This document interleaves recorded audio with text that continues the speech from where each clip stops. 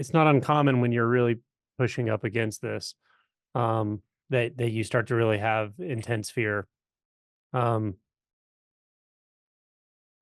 the key, I think, is to see through that belief that I'm going to go crazy, that it's going to, because we've all had that. We've all had that as we come up against this. But you really have to gauge how much you expose yourself to, like, as you come up against this, meaning like how many videos you're watching and how much you're really like consuming all this content. Um, that has a profound effect, but it can be like almost too much too fast for the system to try to digest. The shift that we're talking about is a very simple thing.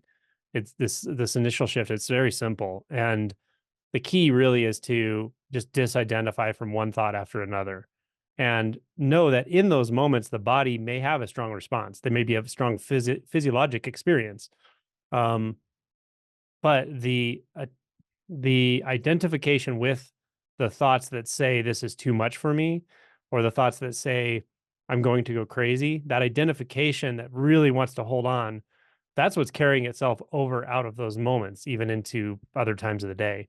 Now, if you just relax back from this, all of this, and just let the pressure come off, it'll calm, everything will calm down. It might take some time, but it will. Um, and so you really know how much of that you can sort of handle. But the insight itself that you're going after is very simple. It's a very simple seeing that in that moment where the mind is telling you that because of what you're feeling in the body, you're at risk, you're being threatened, um, you're going to go crazy. That's what triggers you. That's what gets all of it going, the whole cascade of ongoing fear, carrying it out of that moment, becoming re-identified with the mind again and again, and even the fear of letting go of the mind and thoughts. All of that is really related to those fundamental attachments to the beliefs. Um, and how long it'll take before you kind of just finally let that go in that moment, who knows? And it doesn't matter if it happens today or tomorrow or a month from now or a year from now. But just know that you can explore this. Like, as you go back to that, just explore, well, what happens when I let go of the thought that says I'm going to go crazy? Like, what is the next thought after that?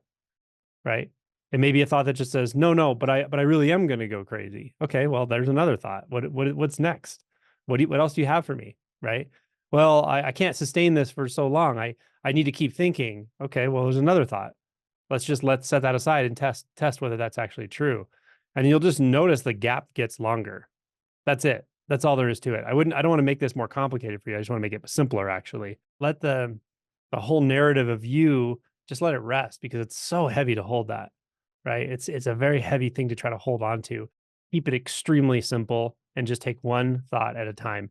Even if you're not in sort of deep or very concentrated focus or inquiry, even just moment to moment, just noticing thoughts and just noticing one thought after another, and just noticing, hey, that's one more thought. What's next? That's another thought. What's next? And the body may feel a strong response, and just keep doing that. Give yourself a few minutes and watch. The body will calm down. Like the sensations may be very intense for a few minutes, but they'll calm down. They may come back and then they may calm down, but over time they won't just stay that way. They just won't. They can't. Your body can't actually maintain that. It doesn't want to. The ego doesn't want to be uncomfortable, actually. So the key, though, is not to get yourself revved up into your mind about all of those fixations, those fears, and the story that those fears are about you. That's where the binding is. That the fear that all of those fears, well, number one, are real, but number two, that they're about you. And they're about you in this imagined future that you're trying to control and hold on to. It's just so heavy, and that heaviness, the more you see it, the more clearly you see it, at some point you'll just literally set it down because it's just too much. And that's what happened to me. So